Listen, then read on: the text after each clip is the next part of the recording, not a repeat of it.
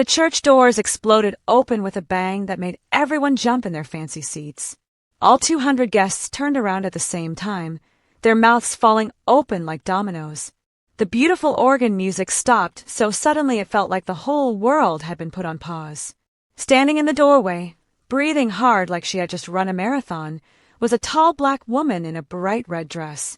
Her hair was wild and messy from the wind outside. Her eyes were filled with tears that hadn't fallen yet. And her hand was pressed against her belly. "Stop!" she screamed, her voice echoing through the massive church like thunder. "Stop this wedding right now." At the altar, the groom froze. His name was Min-jun Park, and he looked like a statue carved from ice. He was tall, handsome, wearing an expensive black suit that probably cost more than most people's cars. His jaw was tight, his eyes wide with shock. Next to him stood his bride-to-be, a beautiful Korean woman named Jia, wearing the most gorgeous white wedding dress anyone had ever seen. Her face went pale, like all the blood had drained right out of her body. The woman in red took 3 steps forward, her high heels clicking on the marble floor. Every single person in that church could hear those clicks. Click, click, click. "Min-jun," she yelled, pointing at him. Her fingers shook. "I'm pregnant. I'm pregnant with your baby." The entire church gasped.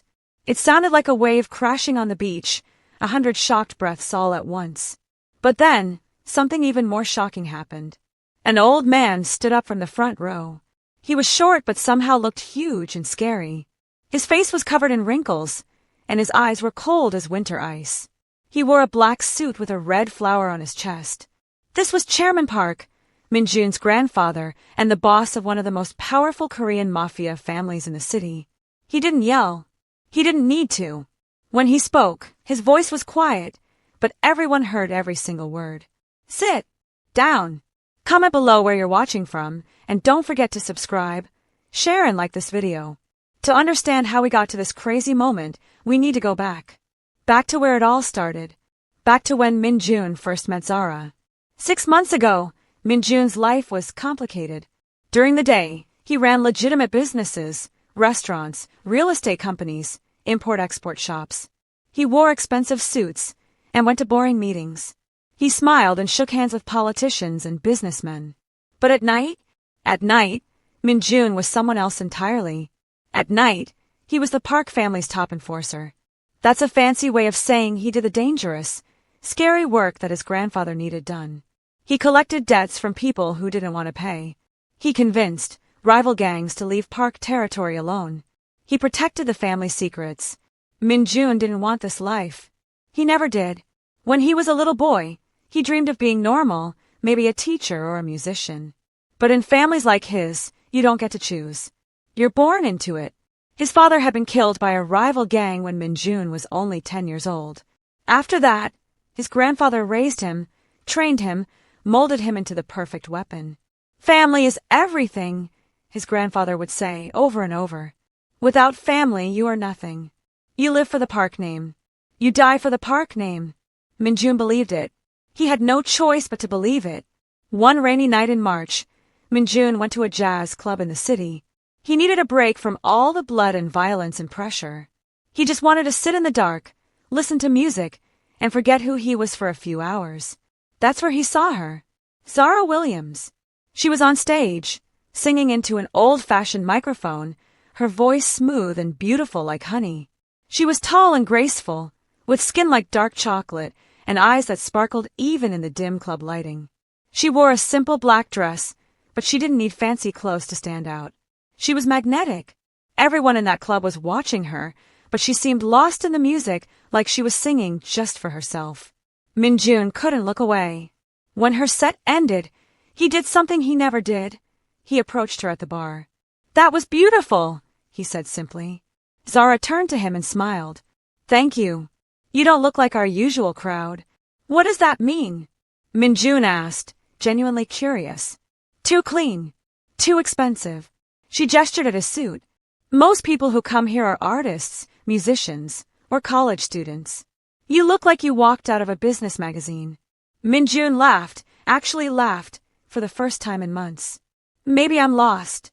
Maybe you're exactly where you need to be," Zara said, her eyes twinkling with mischief. They talked for hours that night. Min-jun told her he worked in family businesses, which was technically true, just not the whole truth. Zara told him about growing up in Atlanta, Georgia, how she moved to Seoul 2 years ago to pursue her music career, how she loved Korean food and was learning the language. Why Korea? Min-jun asked. Zara shrugged. I wanted somewhere completely different, somewhere I could reinvent myself. Plus, K-pop is huge in America, and I thought maybe I could find opportunities here. For the first time in his entire life, Min-jun met someone who saw him as just a person. Not the Park family heir. Not a gang enforcer. Just Min-jun. It felt like breathing fresh air after being underwater for years. They started seeing each other. Secretly, of course. Min-jun would sneak away from his duties whenever he could. They'd meet at quiet restaurants far from Park territory. They'd walk through parks late at night when no one would see them. Zara would sing just for him in her tiny apartment, and Min-jun would close his eyes and pretend he was someone else, someone free. Tell me about your family, Zara asked one night, lying in his arms. Min-jun tensed. They're traditional. Very traditional. They wouldn't understand us. You mean they wouldn't understand you dating a black woman? Zara asked directly. She wasn't angry, just matter of fact. Min-jun sighed. It's not just that. They wouldn't understand me dating anyone I chose myself. In my family, marriages are arranged. They're business deals. Love doesn't matter. Zara sat up and looked at him seriously. Then we'll just have to make them understand. If you love me. I do, Min-jun interrupted. I love you more than anything. Then we'll figure it out together, Zara said confidently. But Min-jun knew something Zara didn't. He knew his grandfather would never accept her. Not because she was black, though that wouldn't help, but because she wasn't useful to the family. She had no connections, no power, no money, nothing the Park family could use. In Chairman Park's world, love was a weakness. Love makes you vulnerable. Love makes you easy to control. For 3 beautiful months, Min-jun lived in 2 worlds. In one world, he was the dutiful grandson, doing terrible things to keep his family powerful. In the other world, he was just a man in love, laughing and dreaming about a different future. Then everything shattered. One morning, Min-jun was called to his grandfather's office. It was a huge room with dark wood furniture and expensive paintings on the walls. Chairman Park sat behind his massive desk like a king on a throne. Sit, the old man commanded. Min-jun sat. I have good news, Chairman Park said, but his face didn't look happy at all. I've arranged your marriage. You will marry Jia Kim in 6 months. Her family controls the southern ports. This union will make us the most powerful family in the entire country. Min-jun felt like he'd been punched in the stomach. Grandfather, this is not a discussion. The old man cut him off. This is your duty. Your destiny. The Kim family has already agreed. The contracts are signed. You will marry her. I can't, Min-jun said quietly. I'm in love with someone else. The temperature in the room seemed to drop 10 degrees. Chairman Park stood up slowly. He walked around his desk and stood in front of Min-jun, looking down at him like he was a disappointing child. Love, he repeated, like the word tasted bad in his mouth. Love! Let me tell you about love, boy. Your father loved your mother. You know what that love got him. A bullet in the head. He was distracted, soft, weak. He made mistakes because he cared more about her than the family. And we all paid the price. That's not fair, Min-jun said, his hands clenching into fists. Life isn't fair. Chairman Park roared. You are a Park. You don't get to have love. You don't get to have choices. You belong to this family. Everything you are, everything you have, you owe to the Park name. Min-jun stood up, meeting his grandfather's eyes. What if I refuse? The old man's face became eerily calm. Then the woman you love will have an unfortunate accident. Maybe a robbery gone wrong. Maybe a random act of violence. Seoul can be so dangerous for foreigners, you know. Min-jun's blood turned to ice. You wouldn't. Try me, Chairman Park said simply. And Min-jun knew that his grandfather absolutely would do it. The old man had done worse things for less important reasons. Min-jun had a choice. Marry Jia and keep Zara alive, or refuse and get Zara killed. It wasn't really a choice at all. That night, Min-jun went to Zara's apartment. His heart felt like it was breaking into a million pieces with every step. Zara opened the door with a huge smile. Hey! I wasn't expecting you tonight. I made kimchi jjigae. I'm getting pretty good at Korean cooking now. Want to? We need to talk, Min-jun interrupted. Zara's smile faded. Okay. That sounds serious. They sat down on her old couch. Min-jun couldn't look at her. I can't see you anymore, he said. Silence. What? Zara finally whispered. My family. There are things about my family you don't know. Dangerous things. Being with me puts you at risk. I have to marry someone else. It's already been arranged. Zara laughed, but it wasn't a happy laugh. It was a shocked, hurt laugh. Are you serious right now? You said you loved me. I do love you. Then fight for us, Zara yelled, standing up. Tears were streaming down her face. You're going to give up? Just like that? Because your family said so. If I don't, they'll kill you, Min-jun said flatly. My grandfather gave me a direct threat. If I don't marry Jia Kim, you will die. Zara stepped back like she'd been slapped. Your family, they're oh my god. What are you, Min-jun? Min-jun finally looked up at her. His eyes were red. I'm a monster. And you're better off without me. He stood up and walked to the door. Min-jun. Zara called after him. We can run away. We can leave Seoul. We can go somewhere they'll never find us. Min-jun stopped at the door but didn't turn around. There's nowhere on earth my family can't reach. Goodbye, Zara. I'm sorry. He walked out and closed the door behind him. On the other side of that door, he heard Zara collapse onto the floor, sobbing. It took everything he had not to go back inside. For the next 3 months, Min-jun became a ghost. He went through the motions, meeting with Jia, planning the wedding, smiling for photos. Jia was nice enough. She was smart, beautiful, and educated. But she wasn't Zara. Jia knew he didn't love her. I don't expect love, she told him once. I expect respect and partnership. That's what these marriages are. We're professionals joining forces. Min-jun appreciated her honesty at least. He tried to convince himself this was okay. Lots of people had arranged marriages. His grandparents had one. They weren't happy, but they survived. Maybe he could survive too. But late at night, alone in his room, he thought about Zara. He wondered if she was okay, if she was still singing, if she still thought about him. He didn't know, couldn't have known, that Zara was pregnant. She found out 2 weeks after he left. At first, she couldn't believe it. She took 3 different tests, all positive. Zara sat on her bathroom floor, staring at the little plastic stick, not knowing what to feel. Happy, terrified, angry, all of the above. She tried to call Min-jun. His number was disconnected. She went to his office building. Security wouldn't let her in. 4 weeks, she debated what to do. Should she try harder to reach him? Should she just raise the baby alone? Should she go back to America? Then one day, she saw an article online. Park and Kim families announce wedding alliance. There was a photo of Min-jun and Jia together, smiling, looking like the perfect couple. Something inside Zara snapped. She had been pushed around enough. She had been dismissed, ignored, treated like she didn't matter. Well, she mattered. And so did their baby. If Min-jun wanted to marry someone else, fine. But he was going to know about his child. He was going to face what he'd done. Zara bought a red dress, the brightest, most attention-grabbing red dress she could find. She found out where the wedding would be held.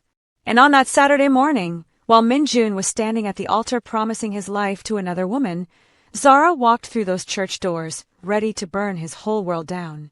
Which brings us back to now. Back to Zara standing in the church, hand on her pregnant belly, saying the words that made everyone gasp. I'm pregnant with your baby. Chairman Park's cold voice. Sit down. But Zara didn't sit down. Instead, she took another step forward, and the church doors behind her slammed shut with a boom that sounded like a gunshot. The church doors slammed shut behind Zara with a boom that made everyone jump again. Zara's heart was pounding so hard she could hear it in her ears. Her hands were shaking, but she kept them steady by pressing one against her belly. She could feel her baby in there, tiny, innocent, depending on her to be brave. So she would be brave. Chairman Park took one step down from the altar, then another. His expensive shoes clicked on the marble floor, slow, deliberate, terrifying. He moved like a predator stalking prey. "Young lady," he said in that quiet, dangerous voice, "you have made a very serious mistake coming here." "The only mistake," Zara shot back, her voice shaking but strong, "was believing that I didn't matter, that I could just be thrown away like trash." Min-jun finally moved. He took a step forward, his face twisted in confusion and shock and something that might have been hope. "Zara, you're pregnant. Don't act surprised." Zara yelled at him, tears now streaming freely down her face. "You left me.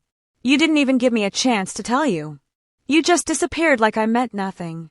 Jia, the bride, stood frozen at the altar. Her beautiful makeup was perfect, but her hands were trembling. She looked at Min-jun, then at Zara, then back at Min-jun. "Is this true?" she whispered. Min-jun opened his mouth, but no words came out. "Answer her," Zara demanded. "Tell your fiancée the truth. Tell her how you said you loved me. Tell her how we spent 3 months together. Tell her about all those promises you made." "Enough," Chairman Park said. He had reached the center aisle now, standing between Zara and the altar like a wall. "Security, remove this woman from my grandson's wedding. Now." 2 huge men in black suits appeared from the sides of the church. They were bodyguards, massive, muscular, with cold eyes that said they'd done worse things than throw out a pregnant woman. They started walking toward Zara. Zara's bravery flickered. She took a step back. These men looked like they could snap her in half without even trying. But then, "Stop!" Everyone turned. It was Jia. The bride walked down from the altar, her white dress flowing behind her like water. She moved past her own family members sitting in the front rows. Her father stood up like he wanted to stop her, but she ignored him. She walked right past Chairman Park without even looking at him. She stopped in front of Zara. The 2 women stared at each other. One in white, one in red. One representing everything proper and arranged and expected. The other represents chaos and truth and love. "Is it true?" Jia asked quietly, so only Zara could hear. "Are you really pregnant with this baby?" Zara nodded, fresh tears falling. 3 months. I found out 2 weeks after he left me. I tried to tell him, but he blocked me everywhere. I had no choice but to come here."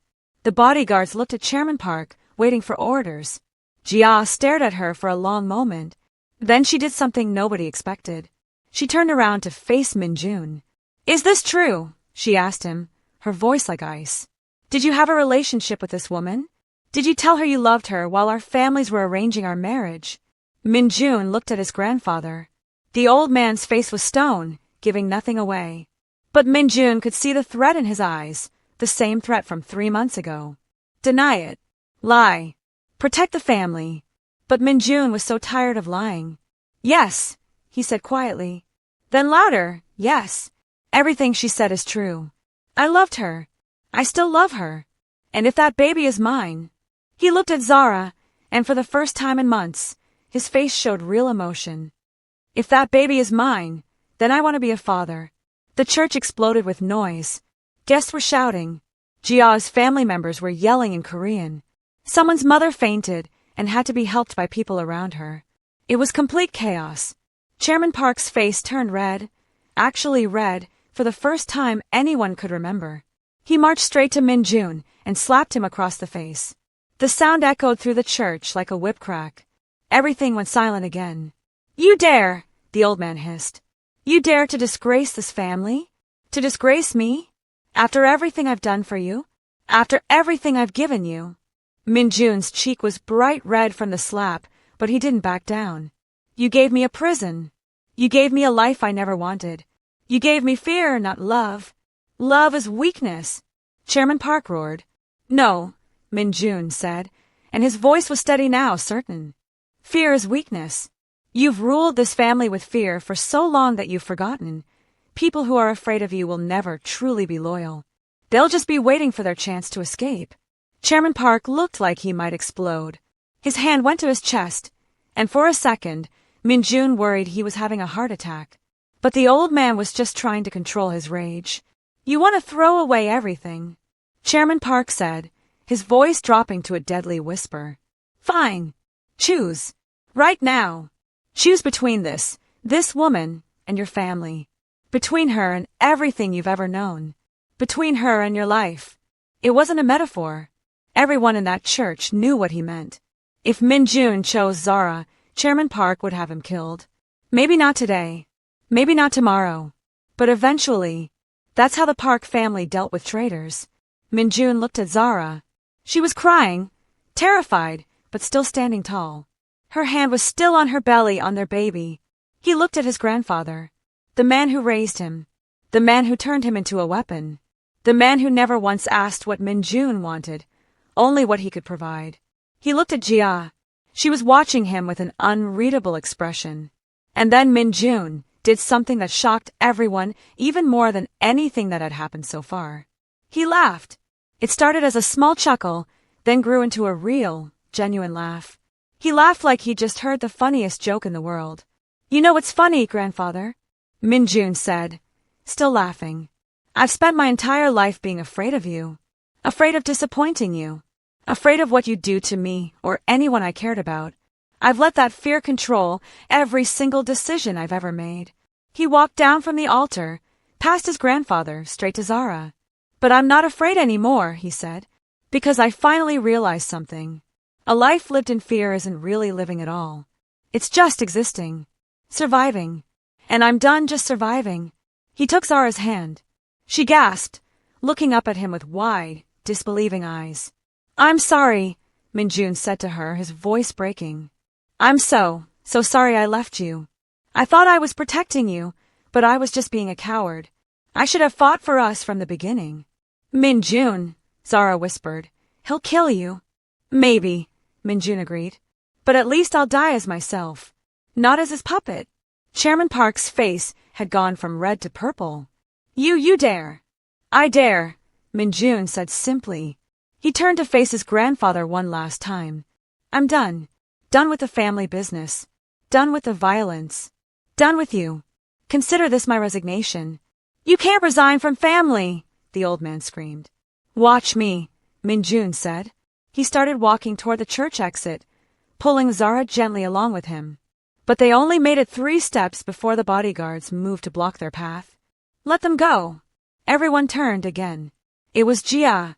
She stood at the altar, looking like a queen in her wedding dress. Her face was calm, but her eyes were fierce. Let them go, she repeated. This wedding is over. Her father jumped up from his seat. Jia, what are you doing? Think about our family. Think about the alliance. I am thinking about our family, father, Jia said coldly. I'm thinking about how we were about to chain ourselves to a family that values property over people. Control over happiness. She looked at Chairman Park with disgust. I would rather die alone than marry this. She picked up the bottom of her wedding dress and walked down the aisle toward the exit. When she reached the bodyguards blocking Min-jun and Zara, she stopped. Move, she commanded, or I'll have MY family security remove you. And trust me, the Kim family has just as many guns as the Parks. It was a standoff.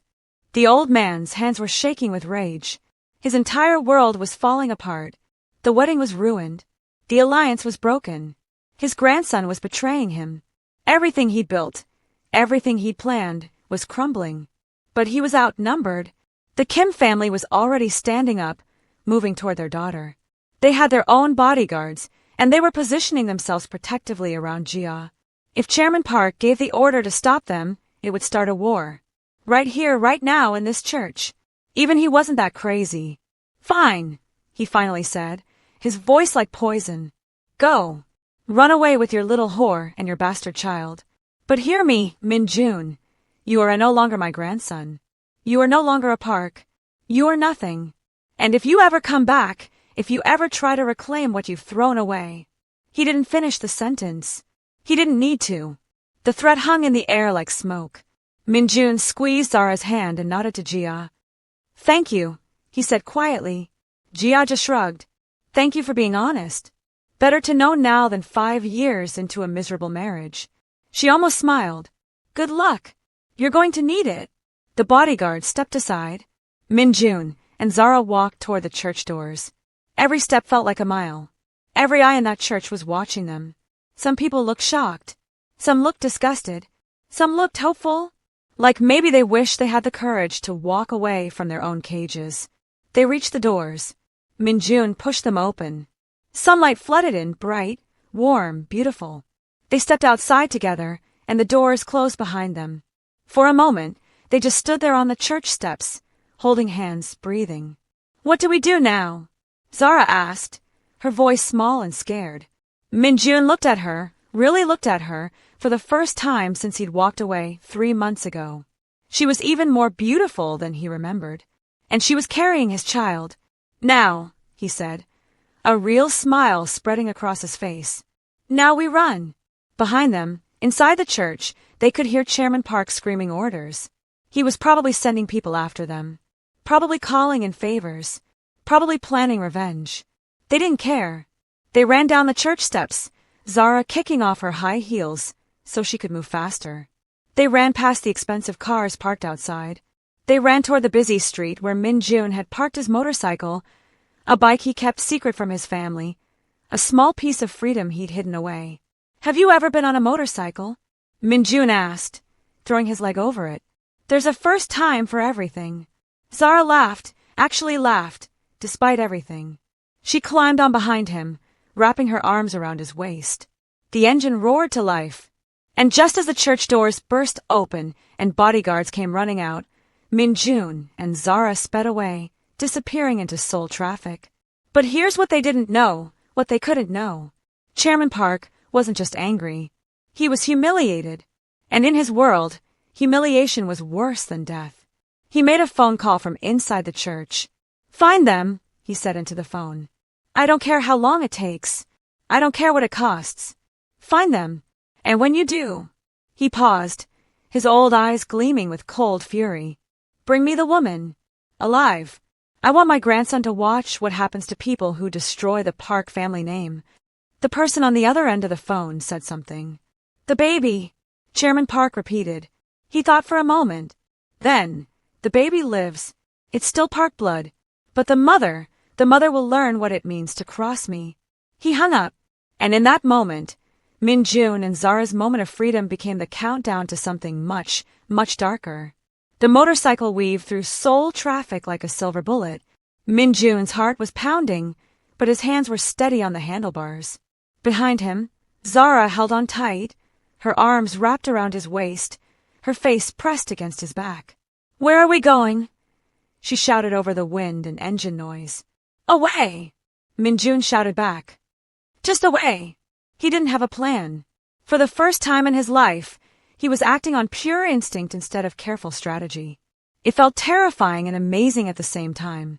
They rode for 20 minutes, zigzagging through streets, taking random turns, doing everything Min-jun had learned from years of evading rivals and police. Finally, when he was sure nobody had followed them, he pulled into a small alley behind an old apartment building. He killed the engine. Silence. They both sat there for a moment, breathing hard, not quite believing what had just happened. "Did we really just do that?" Zara whispered. Min-jun turned around to look at her. Her makeup was smeared from crying. Her red dress was wrinkled. Her hair was a mess from the wind. She had never looked more beautiful. "We really just did that," he confirmed. Then they both started laughing. Not because anything was funny, but because they were alive, they were together, and for the first time in months, they had chosen something for themselves. But the laughter died quickly. "Min-jun," Zara said seriously, "your grandfather, he's not going to just let us go, is he?" Min-jun's jaw tightened. "No, he's not. So what do we do?" Min-jun thought hard. His grandfather controlled half of Seoul. He had connections everywhere. Police, politicians, businesses, gangs. Trying to hide in the city would be impossible. "We need to get out of Korea," Min-jun said. "Tonight, before he has time to lock down the airports and train stations." "I don't have my passport," Zara said. "It's back at my apartment." "Then we go get it. Fast. In and out." It was risky, but they had no choice. They rode to Zara's neighborhood, a modest area where young artists and foreigners lived in small apartments. Min-jun parked 2 blocks away from her building, just in case. "Stay here," he told Zara. "I'll go get it." "No way," Zara said firmly. "It's my apartment. I know where everything is. We'll be faster together. Min-jun wanted to argue, but she was right. Okay, but if anything feels wrong, we run. No questions, no hesitation. Deal. Deal. They walked quickly to her building, trying to look casual but alert. The street seemed normal, people walking their dogs, kids playing, an old man selling fruit from a cart. Too normal? Min-jun's instincts were screaming at him, but he couldn't see any obvious danger. They climbed the stairs to Zara's third-floor apartment. She unlocked the door, and they slipped inside. The apartment was small but cozy. Zara had decorated it with colorful blankets, plants, and photos from her life in America. Min-jun had spent so many happy hours here, back when the world made sense. My passport is in my bedroom, Zara said, heading down the short hallway. I'll grab some clothes too. We might need. She stopped talking. Min-jun immediately went on alert. What? What's wrong? Zara came back into the living room holding her passport. Her face was pale. My laptop, she said quietly. It was on my bed. Now it's on my desk. And my closet door was open. I always close my closet door. Someone had been in her apartment. Min-jun's blood went cold. We need to leave. Right now. But before they could move, they heard footsteps in the hallway outside. Heavy footsteps. Multiple people. The footsteps stopped right outside Zara's door. Min-jun grabbed Zara's hand and pulled her toward the window. It led to a fire escape, their only other way out. But just as he reached for the window latch, the apartment door exploded inward. 3 men burst in, Park family enforcers. Min-jun recognized them. He used to work with them.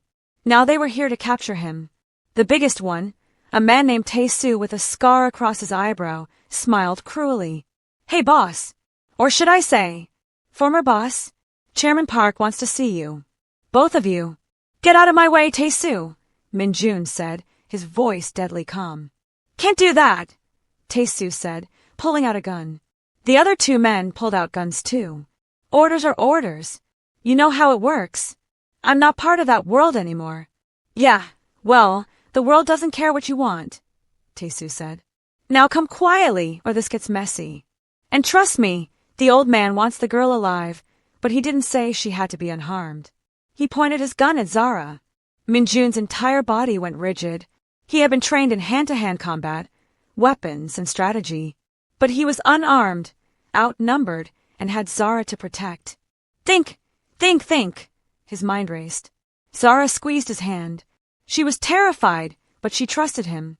Okay, Min-jun said, raising his hands. Okay, we'll come quietly. Just don't hurt her. Please. She's pregnant. We know, Tae-soo said. The chairman told us. Congratulations, by the way. Boy or girl? We don't know yet, Min-jun said. He was stalling, looking around the apartment for anything he could use as a weapon. There, on the kitchen counter. A knife block. Well, you'll have plenty of time to find out, Tae-soo said. Now let's go. Car's waiting downstairs. He gestured with his gun toward the broken door. Min-jun started walking, keeping Zara behind him. They moved slowly through the small living room, past the couch, past the coffee table, past the kitchen counter. In one lightning-fast movement, Min-jun grabbed a knife from the block and threw it. He had practiced knife throwing for years. His aim was perfect. The knife buried itself in Tae-soo's gun hand. The man screamed and dropped his weapon. Run! Min-jun yelled. He shoved Zara toward the window while he charged at the other 2 enforcers. He grabbed a heavy lamp and swung it at the nearest one, hitting him in the head. The man went down. The 3rd enforcer fired his gun. Bang! But Min-jun was already moving. The bullet hit the wall behind where he'd been standing. Min-jun tackled the shooter, and they crashed into Zara's bookshelf. Books rained down on them as they struggled for the gun. Zara, go! Min-jun shouted. Get out! Now! Zara had the window open. She looked back at Min-jun, torn between running and staying to help. Gio! He yelled again. She climbed out onto the fire escape. Min-jun kneed the enforcer in the stomach, grabbed the gun, and threw it across the room. Then he punched the man in the face, once, twice, 3 times, until he stopped moving. Tae-soo was still on the ground, clutching his bleeding hand and cursing. The first man Min-jun had hit with the lamp was groaning but not getting up. Min-jun ran to the window and climbed out onto the fire escape. Zara was already one floor down, climbing as fast as she could. Behind them, Min-jun heard Tae-soo yelling into a phone. "They're escaping. Fire escapes. Send everyone." Min-jun and Zara scrambled down the metal stairs. 2 floors. 1 floor. Finally, ground level.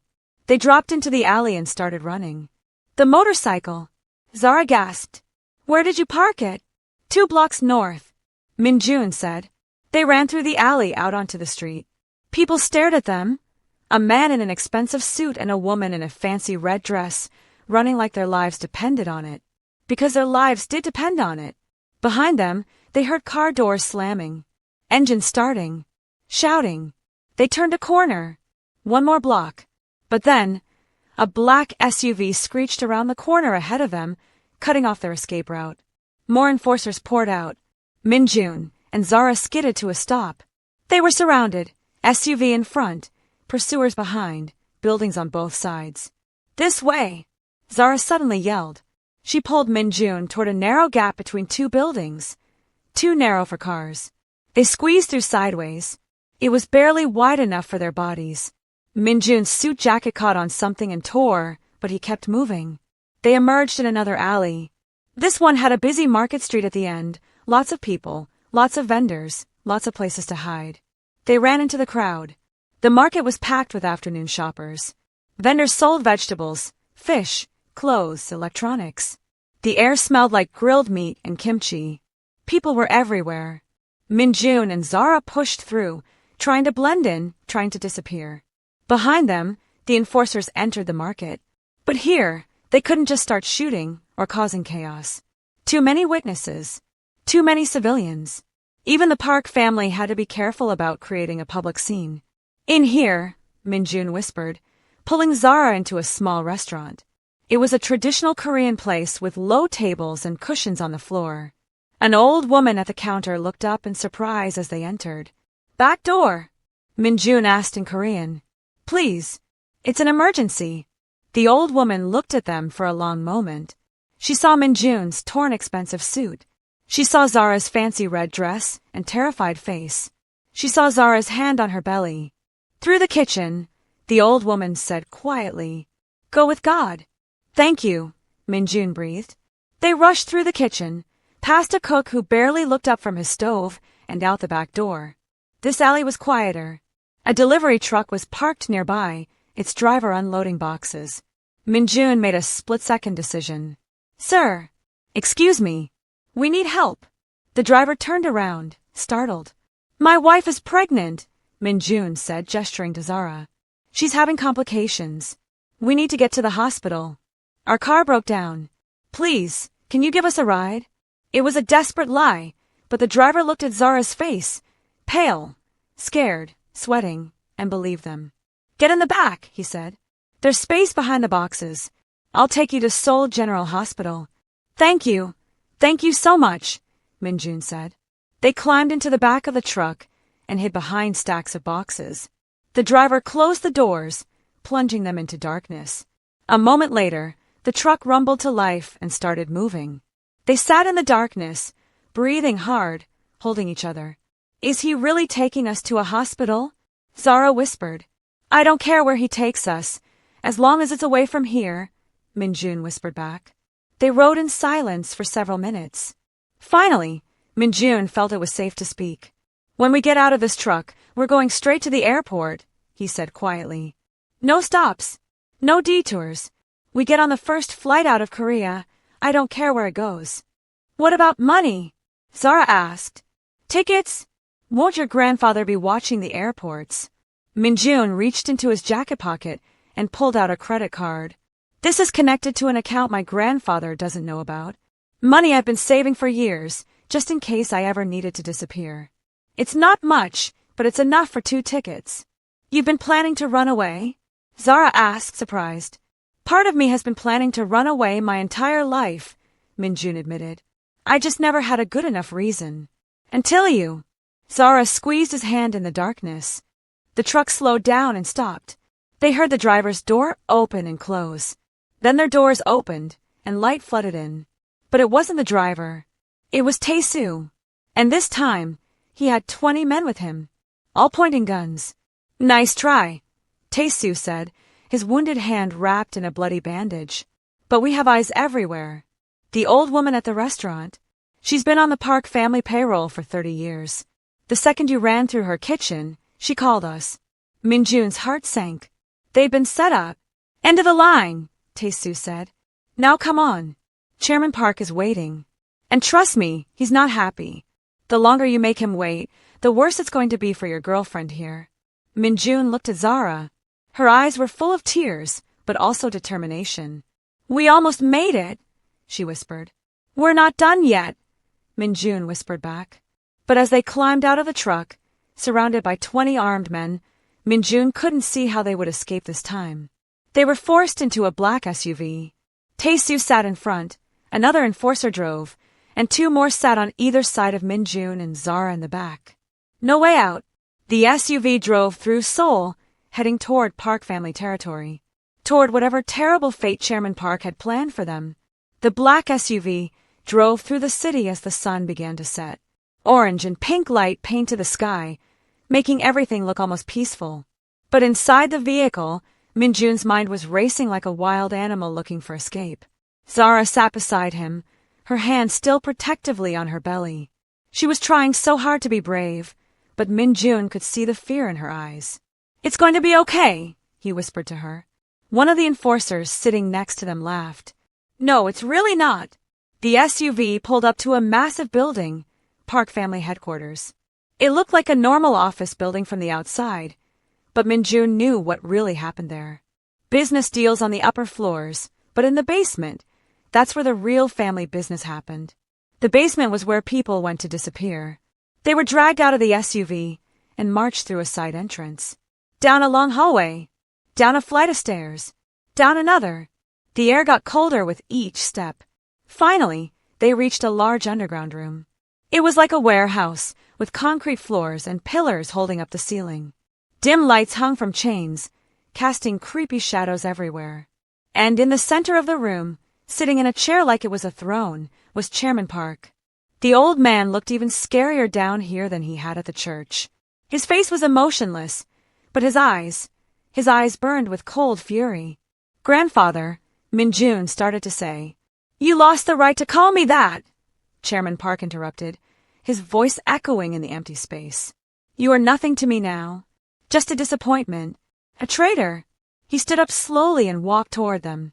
Tae-soo and the other enforcers formed a circle around Min-jun and Zara, blocking any possible escape. Chairman Park stopped in front of Zara. He looked her up and down like she was an insect he was deciding whether to crush. So, he said coldly, this is what my grandson threw away his entire future for. A nightclub singer. An outsider. Nobody. Don't talk to her like that, Min-jun said, his voice hard. I'll talk however I want, the old man snapped. He turned to his enforcers. Take her to the holding room. Make sure she's comfortable. After all, she's carrying Park's blood. 2 men grabbed Zara's arms. No! Min-jun lunged forward, but 4 other enforcers grabbed him, holding him back. Don't you dare hurt her. Hurt her, Chairman Park said, sounding almost amused. I'm not going to hurt her, boy. I'm going to keep her. The baby will be raised as a proper Park, taught the right way, molded into something useful. Not weak and emotional like you. You can't, Zara screamed, struggling against the men holding her. You can't take my baby. I can do whatever I want, Chairman Park said simply. As for you, once the baby is born, you'll be sent away. Far away. Maybe back to America.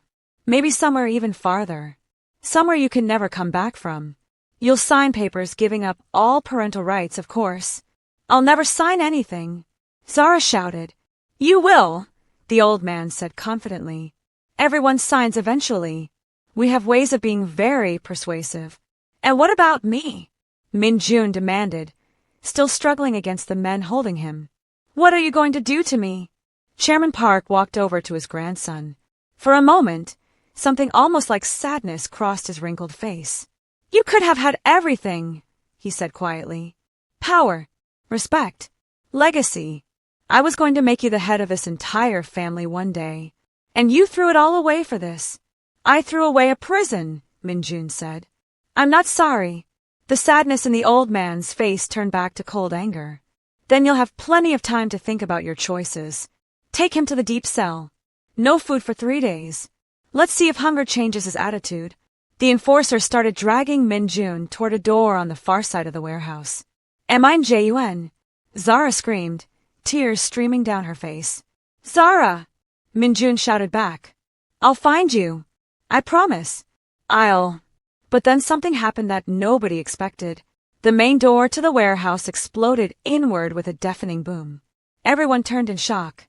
Standing in the doorway, surrounded by smoke and debris, was Jia.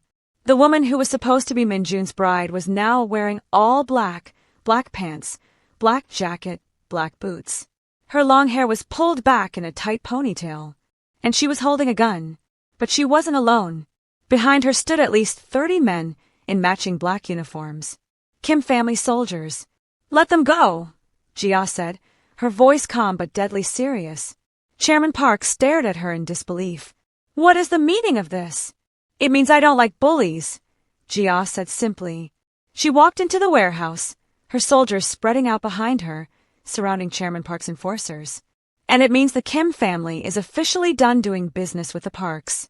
You can't just walk in here, Chairman Park started. I already did, Jia interrupted. She pointed her gun at Tae-soo. Let the girl go. Now. Tae-soo looked at Chairman Park, not sure what to do. Do you know what this means?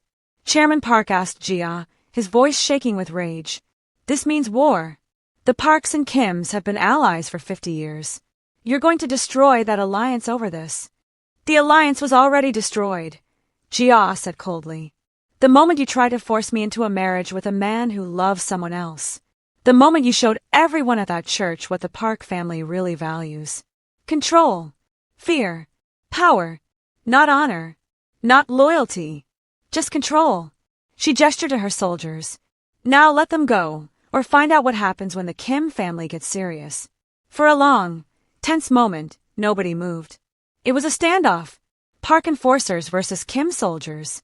Guns pointed at guns. One wrong move, one nervous trigger finger, and this warehouse would turn into a battlefield. Chairman Park's face went through about a dozen different emotions. Rage, disbelief, calculation, more rage. Finally, he waved his hand. Let them go. But sir, Tae-soo protested. I said let them go, the old man roared. The enforcers released Min-jun and Zara. They stumbled toward each other and held each other tight. Come on, Jia said to them. Time to leave. Quickly, before he changes his mind. Min-jun and Zara hurried toward the exit, surrounded by Kim family soldiers for protection. But at the doorway, Min-jun stopped. He turned back to look at his grandfather one last time. The old man stood in the center of the empty warehouse, surrounded by his remaining enforcers, looking suddenly small and old and defeated. I'm sorry it had to be this way, Min-jun said quietly. I'm not, Chairman Park said, his voice bitter. You were always weak, just like your father. Now I see that clearly. Go. Run away. But remember this, you can run from the Park family, but you'll never escape what you are. The darkness in our blood. One day you'll see that. One day you'll understand that I was right. Maybe, Min-jun said. Or maybe I'll prove you wrong. He turned and walked out, holding Zara's hand. They emerged from the building into the cool evening air. Jia's soldiers formed a protective circle around them as they walked to a convoy of black cars waiting on the street. Why? Min-jun asked Jia. Why did you do this? You didn't have to help us. Jia smiled, a real smile, not the polite fake one from the wedding. Because someone helped me once, when I needed it. And because... She paused, looking a little embarrassed. Because I always wanted to be a hero in a story. This seemed like a good opportunity. Despite everything, Min-jun laughed. Thank you. We owe you our lives. Just name your baby after me, Jia joked. Then she got serious. But really, you two need to leave Korea. Tonight. My family can protect you for now, but Chairman Park is proud and stubborn. He won't let this go easily. You need to be far, far away. Where should we go? Zara asked. Anywhere, Jia said. Everywhere. Live your lives. Be happy. That's the best revenge against men like him, being happy despite them. She handed Min-jun an envelope. Passports. Clean ones, with new names. Money. Enough to start over somewhere. Consider it a wedding gift for the wedding that didn't happen. Min-jun took the envelope, emotion choking his voice. I don't know how to repay you. Live well, Jia said simply. That's enough payment.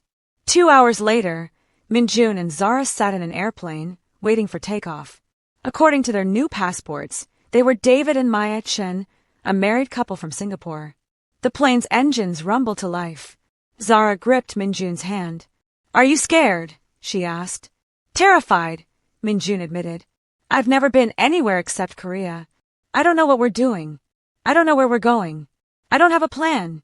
Good, Zara said, smiling. Plans are overrated anyway. The plane began to move, rolling down the runway, picking up speed. Where are we even flying to? Min-jun asked, suddenly realizing he hadn't checked. Zara looked at their tickets and laughed. Toronto, Canada. I have a cousin there. She always said I could stay with her if I ever needed a fresh start. Guess this counts. The plane lifted off, leaving Seoul, and everything they'd ever known behind. As the city lights grew smaller beneath them, Min-jun looked at Zara. I love you, he said. I should have said it more. I should have fought for us from the beginning. You fought when it mattered, Zara said, placing his hand on her belly. We both did. 6 months later, in a small apartment in Toronto, Zara gave birth to a healthy baby girl. They named her Hope. Hope Chin grew up speaking English and Korean, and a little bit of Zara's Georgia accent. She grew up hearing stories about her brave parents who defied a powerful family for love. She grew up knowing she was the reason they ran, the reason they fought, the reason they survived. Min-jun got a job as a security consultant. Turns out, when you've worked for a Korean mafia family, you know a lot about security. Zara went back to singing, performing at local clubs and venues, her voice as beautiful as ever. They weren't rich. They weren't powerful. They were just happy. And thousands of miles away, in Seoul, Chairman Park grew older and more bitter. The Park family business slowly fell apart without Min-jun's skills. The Kim family alliance was gone forever. The old man's empire crumbled piece by piece. But Min-jun didn't know any of this. He didn't care. He was too busy teaching his daughter to ride a bike, attending Zara's concerts, building a life based on love instead of fear. Sometimes, late at night, he wondered if his grandfather had been right, if the darkness in their blood would catch up to him somehow. But then he'd look at Zara sleeping peacefully beside him, or watch Hope playing with her toys, laughing without a care in the world, and he'd know the truth. The greatest rebellion against darkness isn't fighting it with more darkness. It's choosing light instead. It's choosing love. It's choosing to break the cycle. And Min-jun, no, David, had finally broken free. The end. Thank you so much for joining us on this incredible journey. If you enjoy this story, please hit that subscribe button to support our channel's growth. We have so many more amazing stories coming your way. Drop a comment telling us what you thought, and let us know what kind of story you'd like to hear next. Remember, love always wins in the end. Always. See you in the next story.